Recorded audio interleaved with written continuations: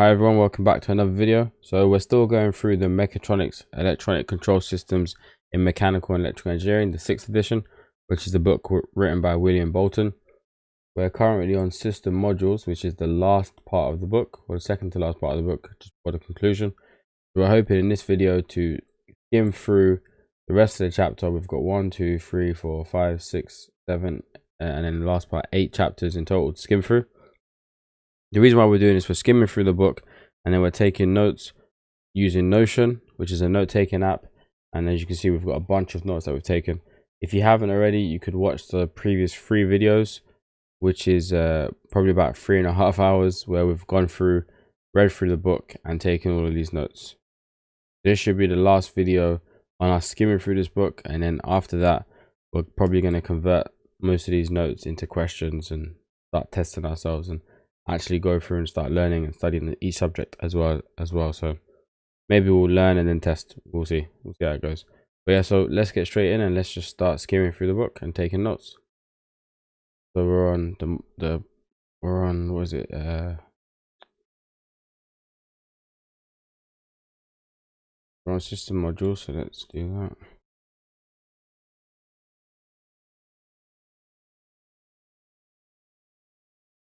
Okay. Alright, so basic system mods. I think I've been saying modules. It's models, right? Basic system models. I've even written modules. Models. I'm a bit tired. It's 4 AM here, so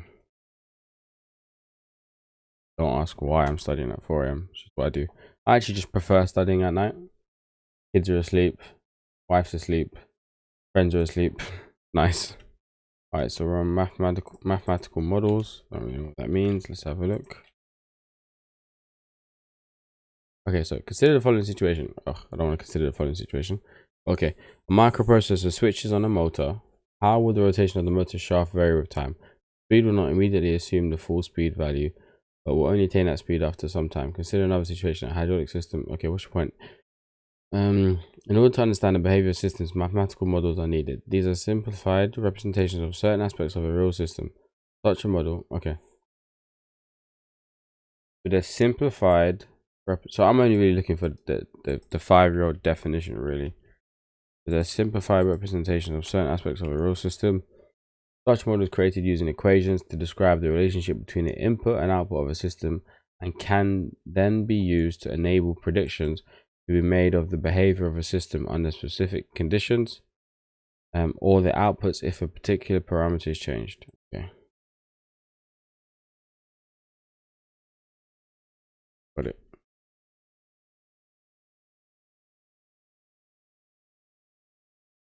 Okay, move this example. And then such model is created using equations to describe the relationship between the input and output of a system.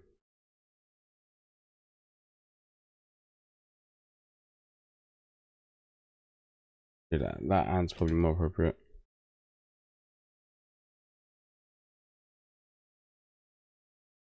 But a full stop there. So it can then be used to enable predictions to be made of the behavior system. Yep, okay. Comfortable with that, and then we skim ahead. So mechanical system building blocks. The models used to represent mechanical systems have the basic building blocks of springs, dashpots, and masses. You what? Mechanical system building blocks.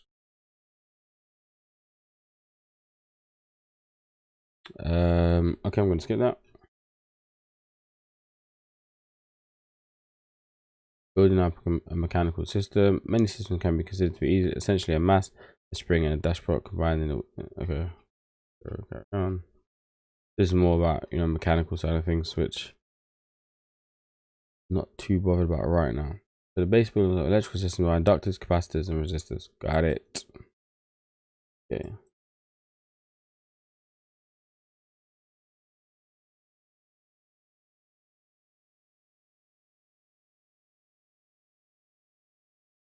Okay. And obviously we know resistors, inductors, and capacitors. I actually haven't learned about inductors and capacitors yet, so look forward to it. Okay, so for inductor, potential difference V across it at any instant depends on the rate of change of current through it. Rate of change of current through it. Okay, I'm going to skip ahead of this for now, and I'm obviously going to have to make sure I study that. Building up a model for an electrical system. The equations describing how the electrical building blocks can be combined are Kirchhoff's laws and can be expressed as outlined below. Now consider a simple electrical system. Okay.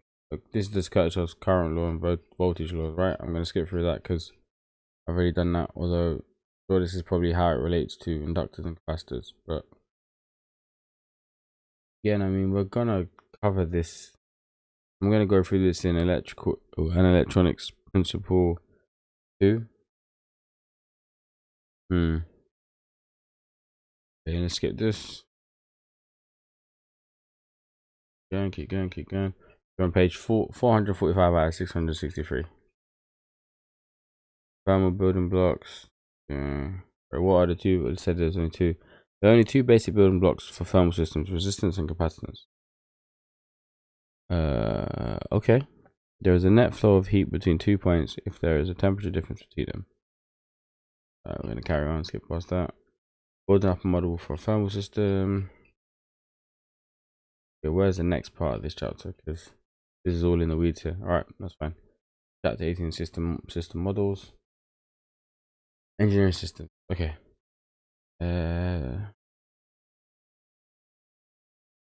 Many systems currently in engineering involve aspects of more than one of these. For example, an electric motor involves both electrical and mechanical elements. This chapter looks at how single discipline building blocks can be combined to give models for such multidiscipline systems, and also address the issue that often real components are not linear. Okay. Rotational translation system.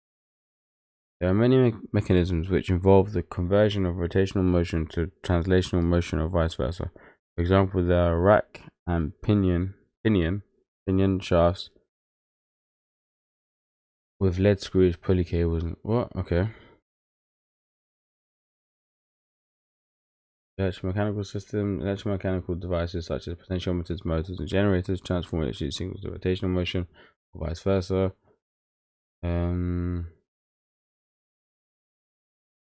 Okay, we're kind of in the weeds again here, so we're going to skip through all of this. Torque, linearity. In combining blocks to create models of systems, we are assuming that the relationship for each block is linear. Following is a brief discussion of linearity and how, because many real engineering items are not linear, are non-linear, we need to make linear approximation for a non-linear item. Okay. Let me give an example here.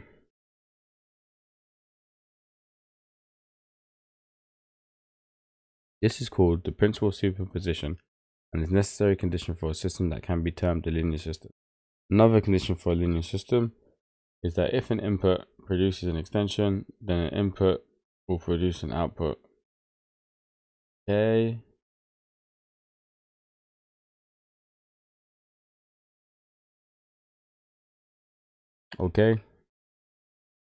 Hydraulic mechanical systems. Alright, so we're really into the weeds here. So again, just gonna crack through. Let's take a look at the summary. Many systems accounting engine involve aspects of more than one discipline. Yep. A system is said to be linear when its basic equations, whether algebraic or differential, are such that the magnitude of the output produced is directly proportional to the input. Okay, nice. This is, you see where the summary comes into play there. So and let's put linear.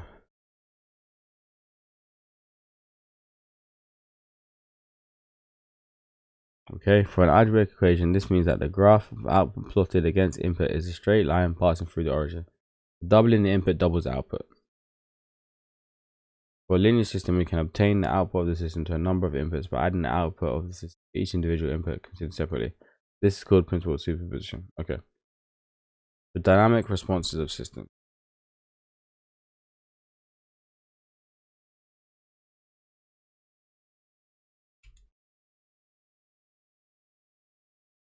Okay, modeling dynamic systems.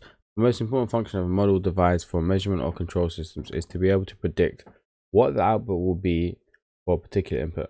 Okay, let's read that again. The most important function of a model devised for measurement or control systems is to be able to predict what the output will be for a particular input.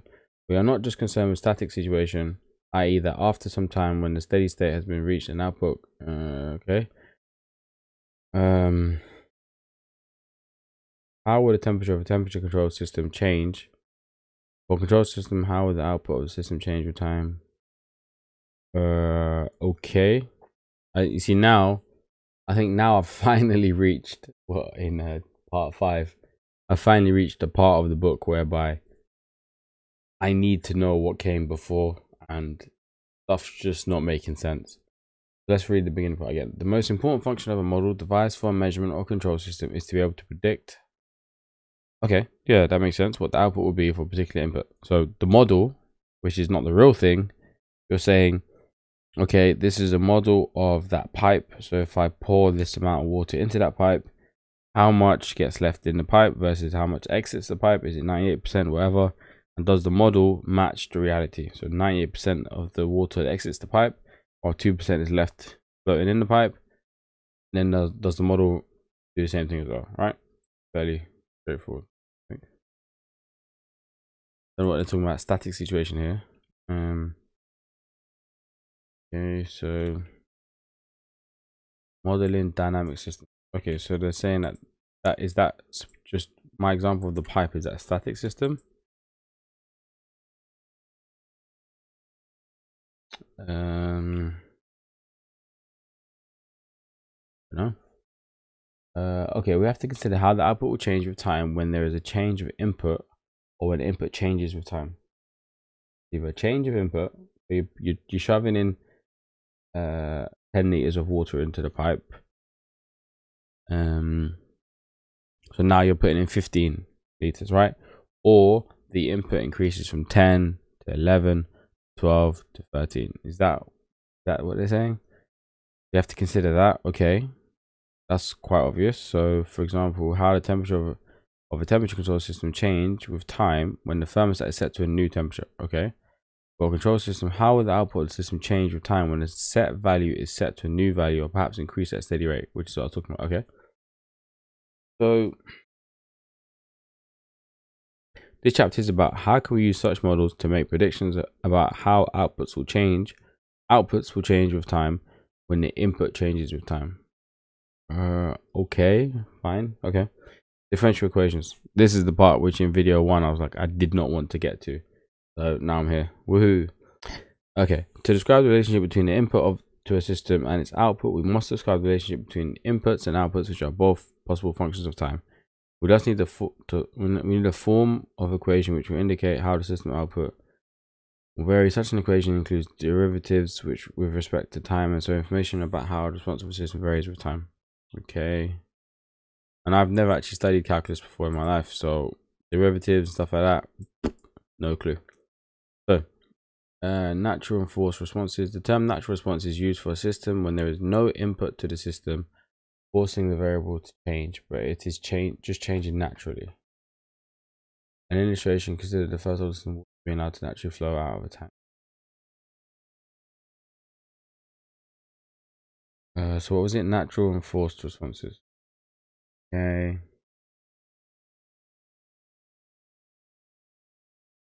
All right. First order systems. Consider a first order system with okay.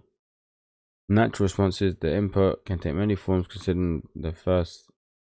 So this is good because I'm glad, you know, the first previous 3 videos, you know, you see me being able to understand what's being said, and like most of the time, and then taking notes on it. Now you're seeing me skim through, and I'm just like, what, and none of it. I'm not understanding any of it. You know, most of it is maths heavy, and I'm not great at maths. So yeah, this is how many notes I've managed to take on this chapter. They're not great. Okay, so let's skip all of this because they're just going super maths heavy. Second order, first order system. I mean, let's try and I don't know if I can get a definition of first order system up here. It was there. Where was it? Okay, first order systems. Consider a first order system as the input to a system and XT the output, and which has a force in the input and can be described. Yeah, sorry. Not with you on that one. Alright, let's carry. Let's Get through this one. We're on 460 now out of 660.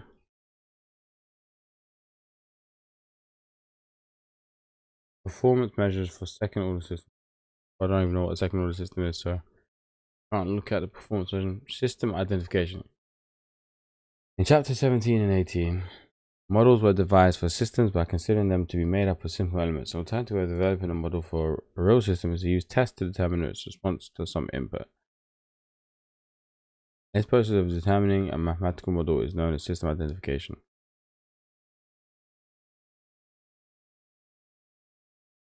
An alternative way of developing a model for a real system is to use tests to determine its response to some input. For example, a step input and a final model.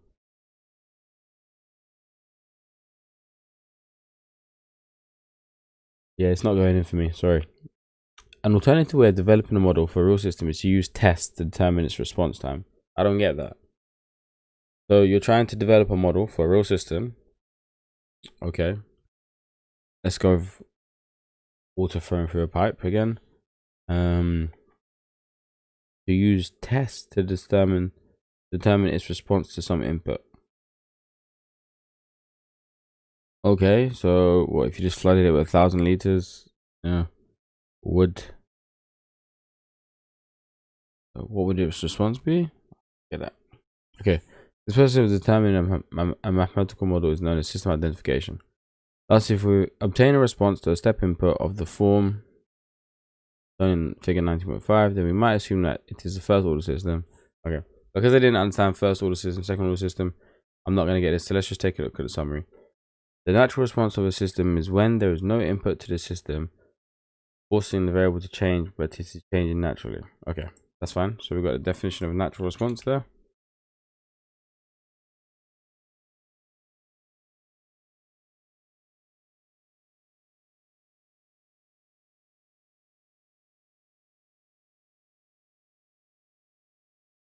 The forced response of a system is when there is an input.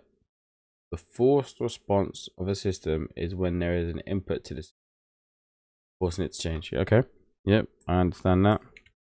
This is where, you know, even if you didn't understand what you just read, just go to the summary and take a look at the summary.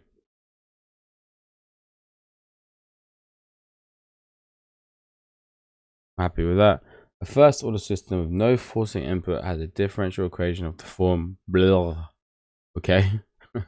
When there's a forcing function blah and blah blah and blah blah blah blah with, and for the over damped system blah, for the critical damped system blah. What I find fascinating is that hopefully in 3 months time I'll look at this and go, oh, what the hell, that completely makes sense. What didn't he understand about that? But look at that, like that is that. It's not English, is it? Like, that's Greek, right? That's scary stuff, you know what I mean? Like, when you sit in a lecture, you've never done whatever calculus before, you see that, it just makes you want to cry. Looking at it now, I want to cry. Okay, let's carry on. Okay, so we got problems. Let's carry on. I got problems understanding that. Alright, so system transfer functions. Cool. I'm glad I'm out of that chapter. Hopefully this one's a bit kinder. I'm not banking on it, obviously, but so the transfer function. For an amplifier system, it is customary to talk about the gain of the amplifier. That's fine. I use a gain on my microphone. This states how much bigger the output signal will be when compared with the input signal. Okay, yep. It enables the output to be determined for specific input. Thus, for example, an amplifier voltage gain of 10 will give an input voltage of 2 microvolts and output of 20 microvolts, meaning so multiplying by 10. If the input is 1 volt and output of 10 volts. Okay. This gain states a mathematical relation between the output and input for the block. We can indicate when a signal is in the time domain is a function of time by writing it a function time. Thus, for an input of y time and an output of x time, figure 20.1. Gain is equal to output divided by input.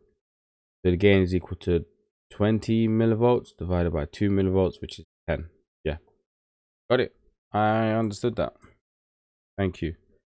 Thank you for being kinder.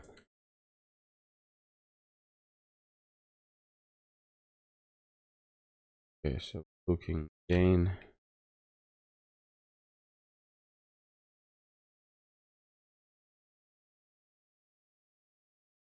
I think I'm gonna have a hard time understanding that.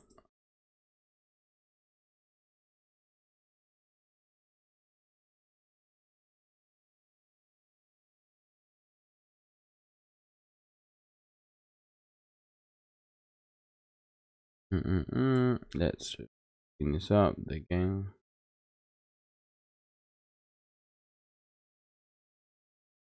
Okay, that's for example.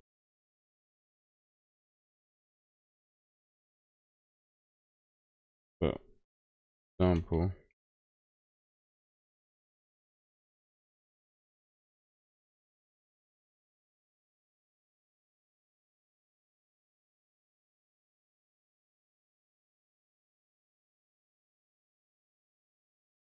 Yep. Alright, I'm alright with that. Cool. And what's this, however? However, there's something called a Laplace transform here. However, for many systems, the relationship between the output and input is in the form of a differential equation, and so a statement of the function as just a simple number like the gain of 10 is not possible. We cannot just divide the output by the input because the relationship is a differential equation and not simply an algebraic equation.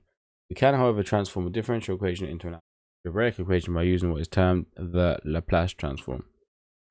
Differential equations describe how systems behave with time and are transformed by the means of the Laplace transform into simple algebraic equations not involving time, where we can carry out non-algebraic manipulations of the quantities. Okay, so don't really know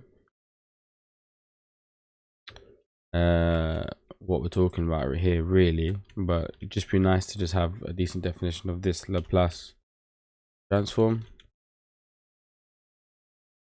especially because I feel like it's going to come up. So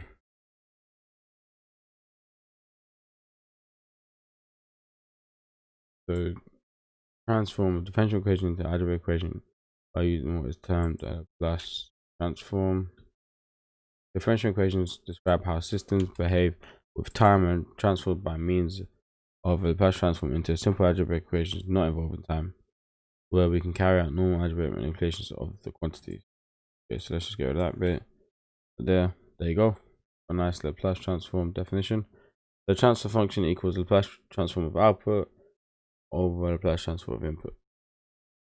Okay, I'm okay with that as well. So if I kind of get it, I'll take notes on it. If they give me a list of stuff that I don't know what that list is, I'll still take notes on it because it's just a simple list. You can memorize a list and that will still help you when you're learning it.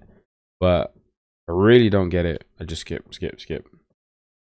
Alright, so I'm not going to go into the weeds here with the Laplace transform. This part of the book is just, at the end of the book, they're just like, if the idiots made it this far, whack him with some maths. I mean, to be fair, there was a fair bit of maths in the book, but this is all maths.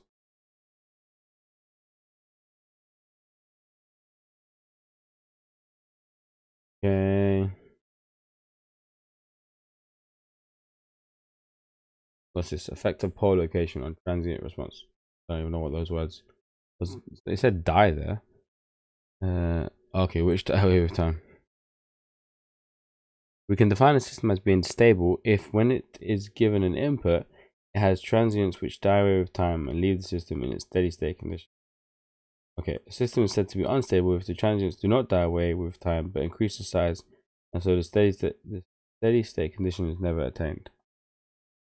Okay, so we'll put that definition under stable versus unstable.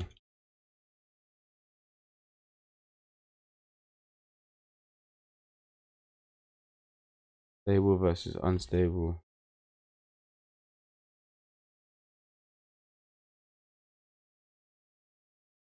Okay, I'm okay with that.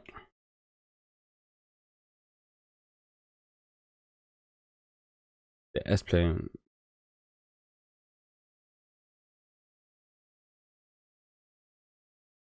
Compensation. The output from a system might be unstable, or perhaps the response is too slow or is too much overshoot. Systems can have their responses. What? to inputs altered by including compensators. A compensator is a block which is incorporated in the system, so it alters the overall transfer function. Okay, skip that. Summary. The first order system has the values of S, which means okay, skip that again. So where are we now? We're on frequency response next, right? Yeah, nice. Chapter 21. We've made it through 21 chapters of this book, and there's 20 out of 24. Well done us. If you've been with me throughout all these videos, you know, I'd be surprised if you get anything less than 70%, 80% in your module. So, all right, I thought I said suicidal input. I was like, I'm feeling suicidal after all that maths. A joke, probably a bad joke. So sinusoidal, especially with COVID and lockdowns, bloody hell.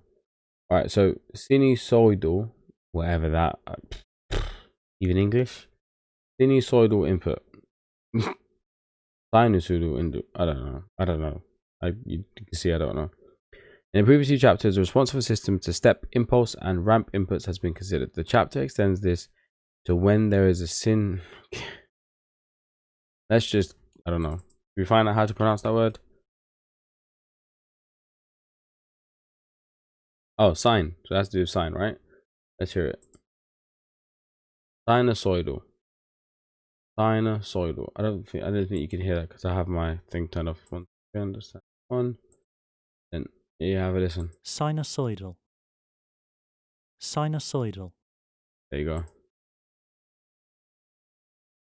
Yeah, so that's how you pronounce it. Sinusoidal. Sinusoidal. Sinusoidal. Now back to what it means. Okay, well, I didn't even get what it means actually. What was it? Sinusoidal, having the form of a sine curve. Okay, so you just said that. But you know that students read this at 4 AM and have no idea what that means. Okay, so this chapter extends this to when there is a sinusoidal, which is something having a sine. What was it again? Having the form of a sine curve. Okay, yep, I got that. While for many control systems, a sinusoidal input might not be encountered normally, it is a useful testing input since the way the system responds to such an input is a very useful source of information to aid the design and analysis of systems. Okay. It is also useful because many other signals can be considered as the sum of a number of sinusoidal signals. In 1822, all right, history lesson here. A square wave can be made up of a combination of sinusoidal waveforms, and by considering the behavior of a system to each individual sinusoidal waveform, it is possible to determine the response to a more complex waveform. Okay. Phasors. Okay. In discussing sinusoidal signals, it is convenient to use phasors. Consider a sinusoid described by the equation blah, where V is blah, blah, blah, blah, blah, blah, blah. Yeah. Gonna carry on. If you understand all of that blur, I apologize for referring to it as blur, but it is literally blur to me. Like, I wouldn't even begin on how I would pronounce that. Like, what are these lines for? I don't even know. Shoot me now, people. Shoot me now. All right. Consider a phasor as representing blur. Okay, let's carry on. Frequency response. The procedure for determining the frequency response of a system is thus. Replace S in the transfer function by JW. Okay. All right. You know, if you watched the first video, I did say that I'm not looking forward to chapter 17 when they said that they're gonna get into all the maths, and this is exactly what's happened to me here. I'm scrolling and basically may as well be reading the book in Spanish. Yeah, let's carry on. I know there's an artificial intelligence chapter which I'm looking forward to.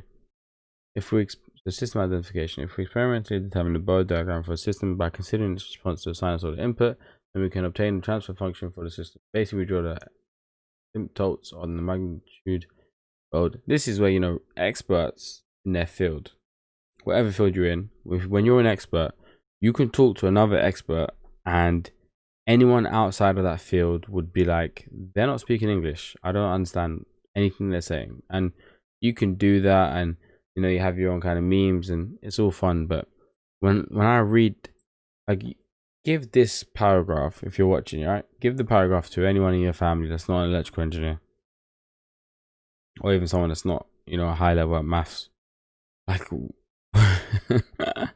what? Like, what? I've studied electrical engineering for 1 year in uni, and you know, almost finished with this book. Let's just read this paragraph.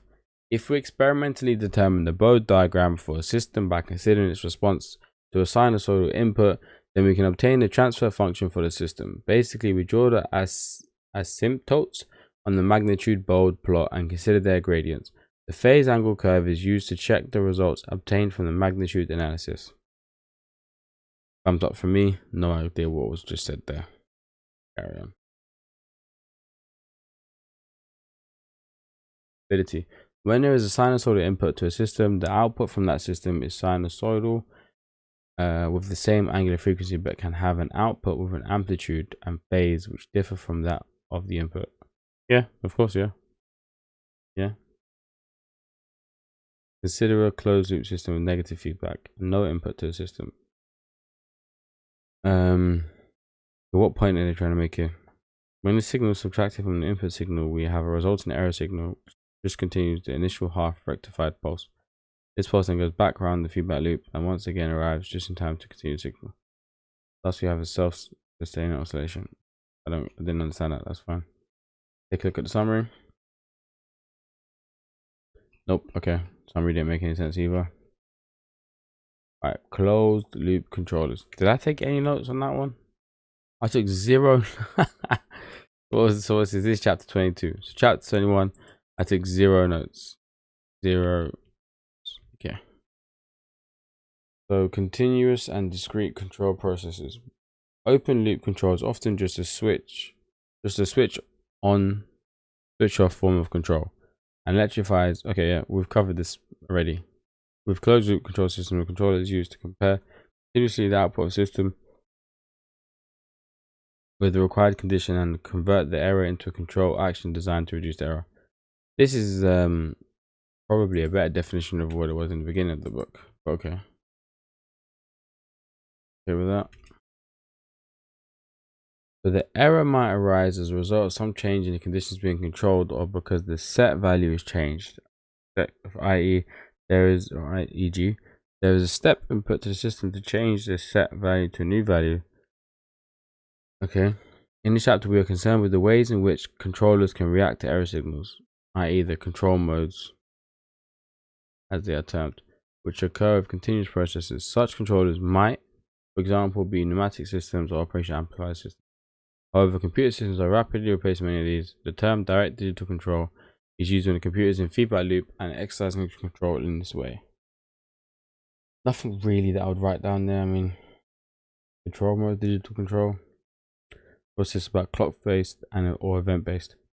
Another example is the manufacture of a product which involves the assembly of a number of discrete parts in a specific sequence by some control system. Sequence of operations might be clock based or event based. Okay, we covered that already earlier as well. Okay, let's go through this.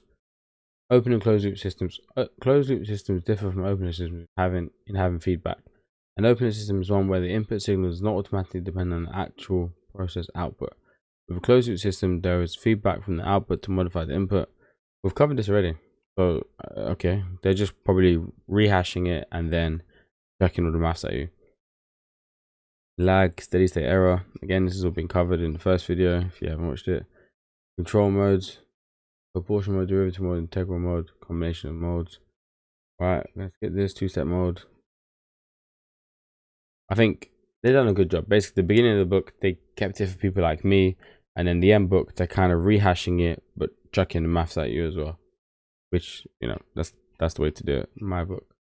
If you give me all this maths at the beginning of the book, there was no way I would have made it to this part of the book. No way. Okay, let's skip this. All this again. So now I'm just looking to see if there's any part of this, like this bit here, where there's not loads of maths, and I could, you know, just read it, and hopefully it has words where it explains things similar to how you would to a 5-year-old. That's what I'm looking for, really. So, digital controllers. shows the basis of direct digital control system that can be used with a continuous process. The term direct digital control is used when the digital controller, basically a microprocessor, is in control of the closed loop control system.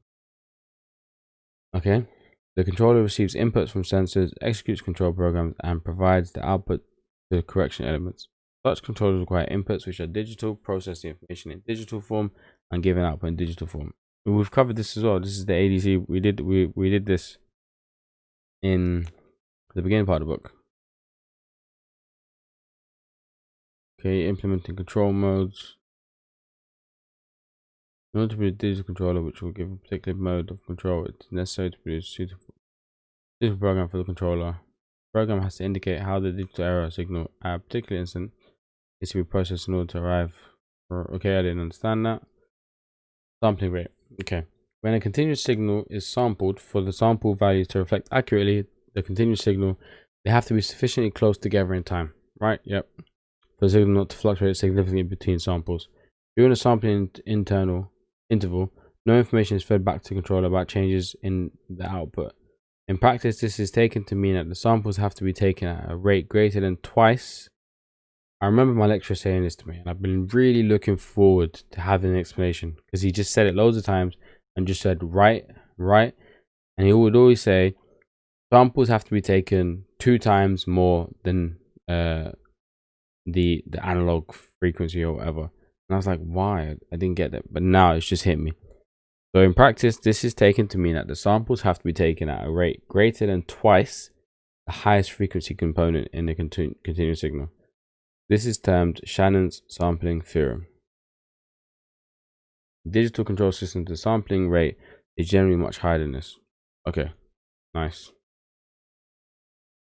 So sampling and Shannon's sampling. What was it? Shannon's sampling theorem. Hey, can I ever spell theorem? I spell it right. Nice.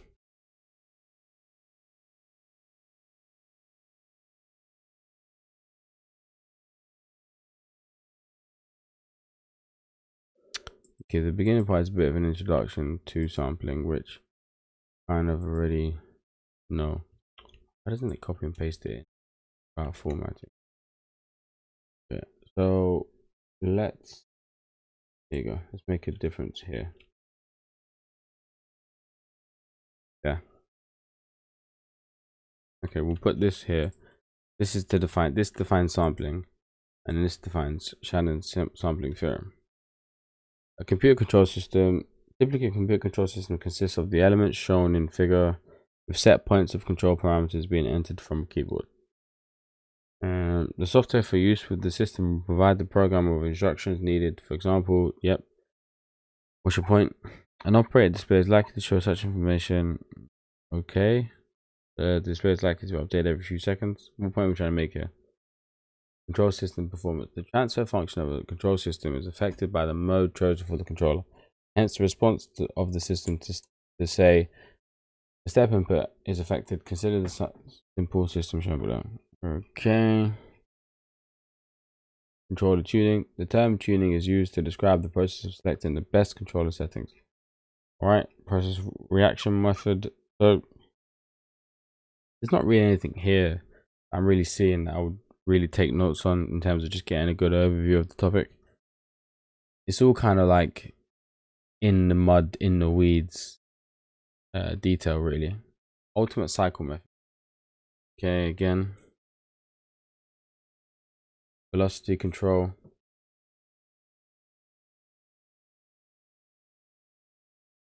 Present mode system is likely to be okay. Adaptive control. We've got velocity control and adaptive control. There's not any, they don't keep it simple at the end of the book, do they?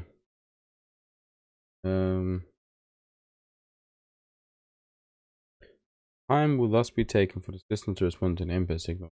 A higher speed of response with fewer oscillations can be obtained by using a PD. This is okay. So what?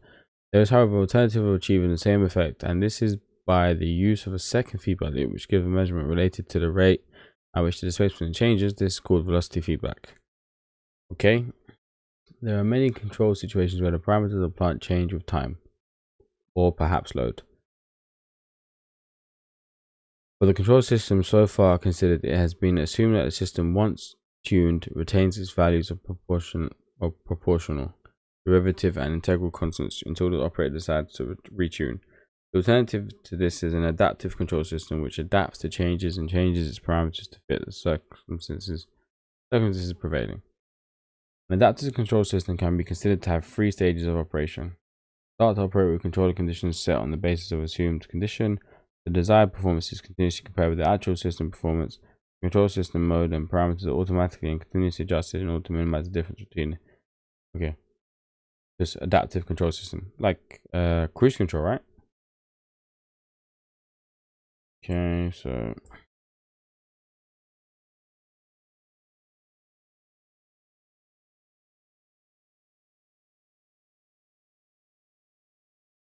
let's get this in here.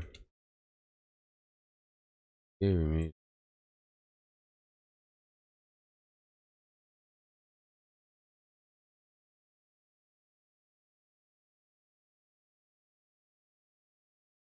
Okay. Gain schedule control. With gain schedule control, or as it is sometimes referred to, pre-programmed adaptive control, preset changes in the parameter of the controller are made on the basis of some auxiliary measurement of some process variable. Okay, self-tuning. With self-tuning control, the system continuously tunes its own parameters based on monitoring the variable that the system is controlling and the output from the controller.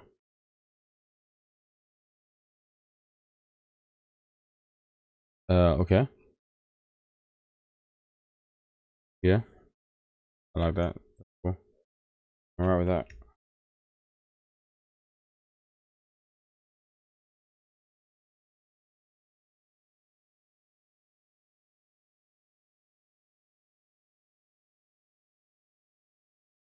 Let's continuously. Yep, and let's get guess what's happening here. Controller, correction, this output. Yeah, summary. Nice. Okay, so second to last chapter, artificial intelligence. What is meant by artificial intelligence? What constitutes an intelligent machine? A dictionary definition of intelligent might be endowed with the ability to reason. Interesting. Probably don't want a computer reasoning. The more intelligent we think a person is, the more we consider he or she is able to learn, generalize from acquired knowledge, be capable of reasoning, and able to make predictions by considering what is possible, learning from any mistakes. We can apply the same criteria to a machine. An intelligent machine is endowed with the ability to reason. Okay, I feel like I should know. I mean, I'm interested in AI, but it's not something that I'd really want to get into. I don't want to be a part of any sort of iRobot thing. Artificial intelligence.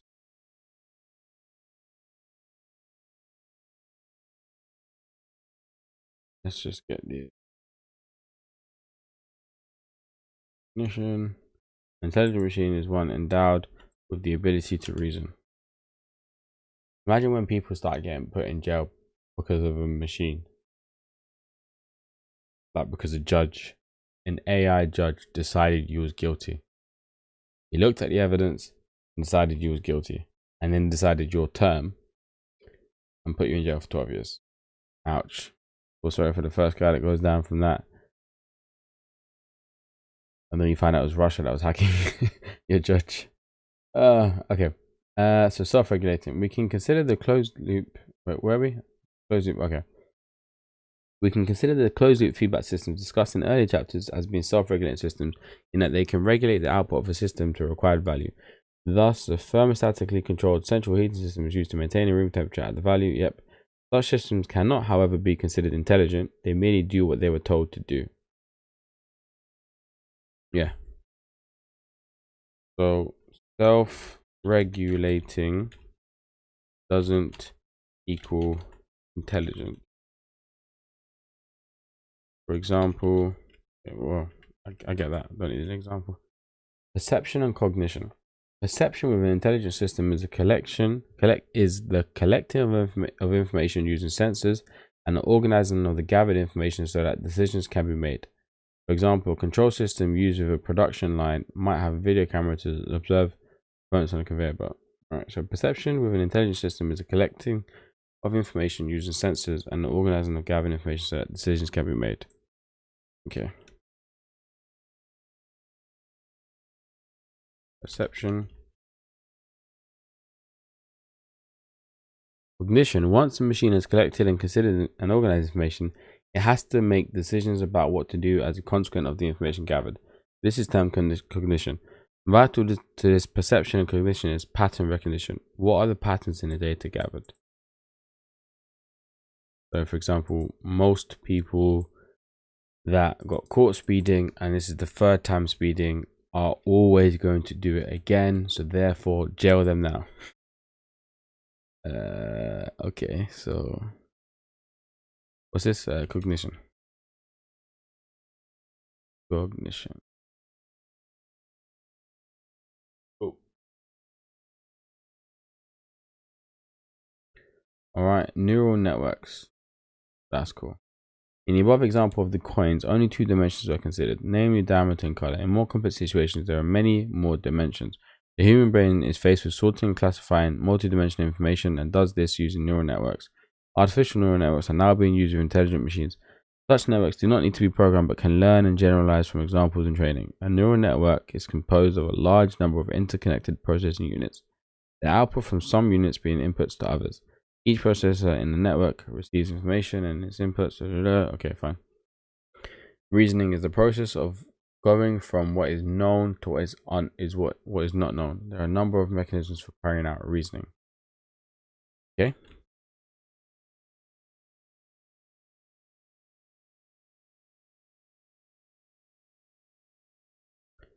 An example of so what is reasoning? Is the process of going from what is known to what is unknown. Don't quite understand that. So reasoning is the process of going what's known to what's unknown. So you were speeding at 85 miles per hour. You've done it twice.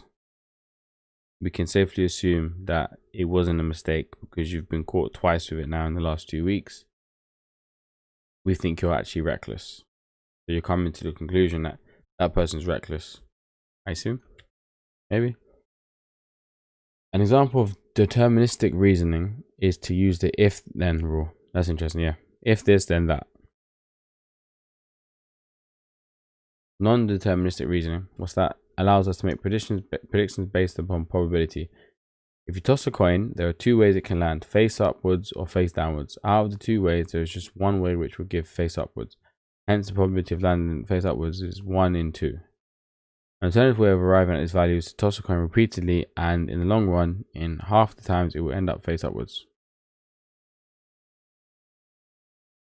Okay, I don't understand the coin point they're making, but I get the deterministic reasoning and non-deterministic reasoning.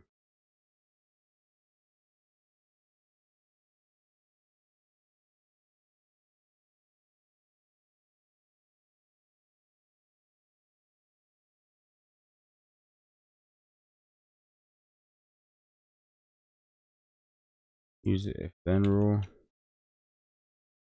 and make predictions based upon probability.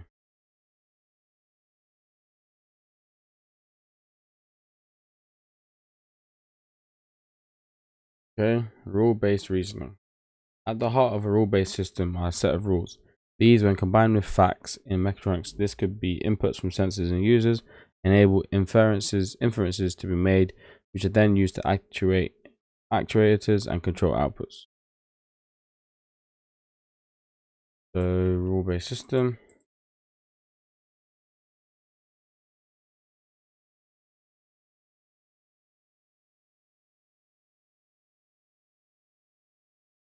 Okay.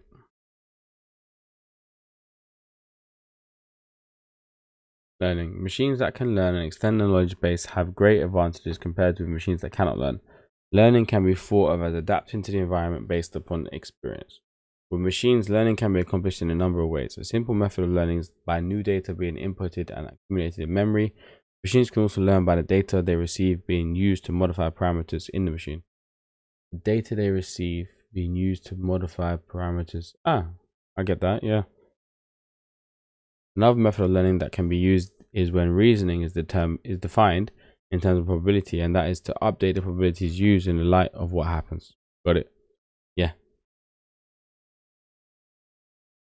So if you assume that because someone's been caught speeding 2 times in a week, then they're going to do it again, and then you see that after 5 years they actually don't ever do it again, hardly anyone does, then you change your assumption, right? Okay, that's quite cool actually. I find this stuff's fascinating. All right, learning.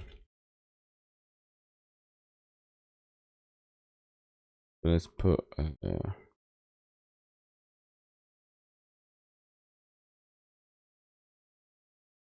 this and yeah.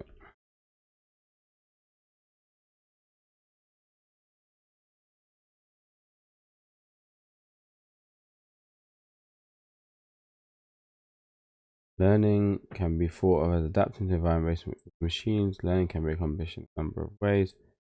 Simple method of learning is by new data being inputted. Yep. Machines can also learn by data. Yep. Another method of learning that can be used reasoning to find probabilities. Yep. Got it. That's cool. Summary. There you go, guys. And conclusion. We did it. We finished the whole book. So 537 pages or 550 pages. This chapter brings together many of the topics discussed in this book in consideration of mechatronics solutions, design problems, and give case studies.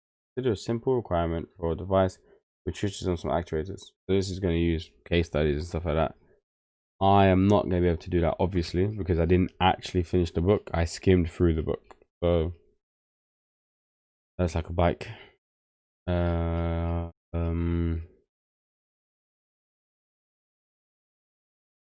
Just keep scrolling. Another case study. Well, I don't think we're not gonna have anything new here, are we? We're just doing case studies, right? So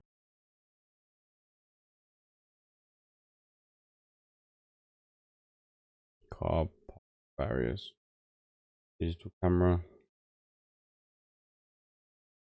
I mean, this is obviously gonna be the best way.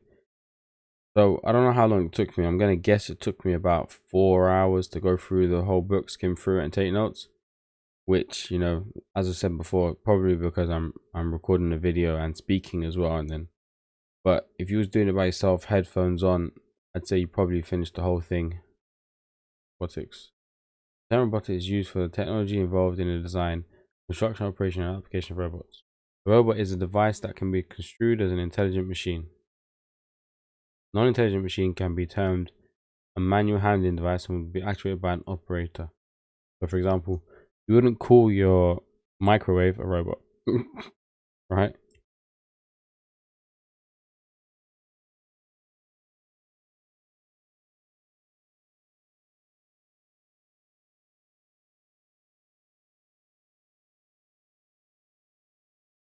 Okay.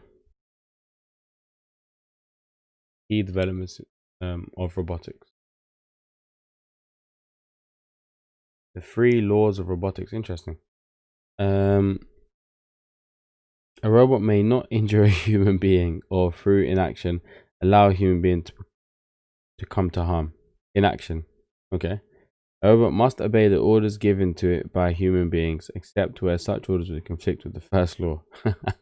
Go kill that guy. A robot must protect its own existence as long as such protection does not conflict with the first or second law. What? How must the robot protect its own existence?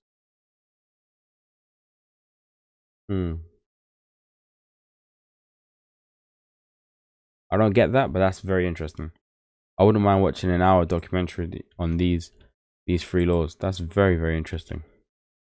I'm intrigued about the third one, actually. That is very interesting. Robot components. Following are the basic elements involved in robots: manipulator, end effector, actuators, sensors. controller. Okay, let's get these. So robot components.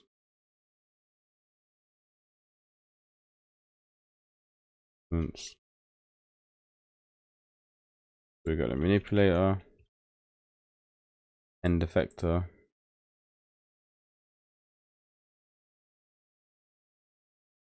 this has been a very enjoyable book. Very enjoyable book.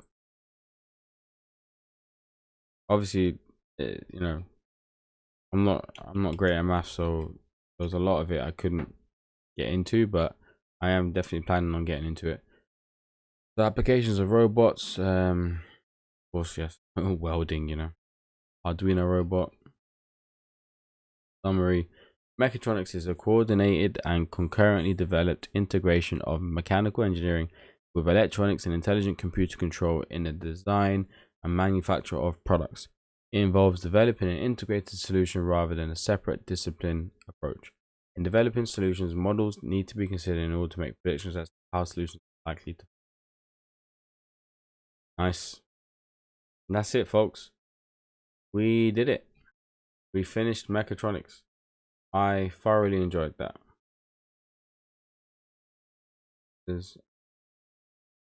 Cool, guys. Well, thank you for watching.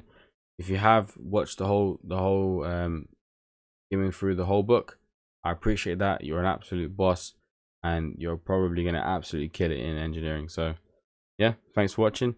And in the next video, I will probably go through and start learning the book in more detail, or I'll make some questions on the notes that I've already got, just because I know that a lot of you would benefit from watching me turn my notes into questions.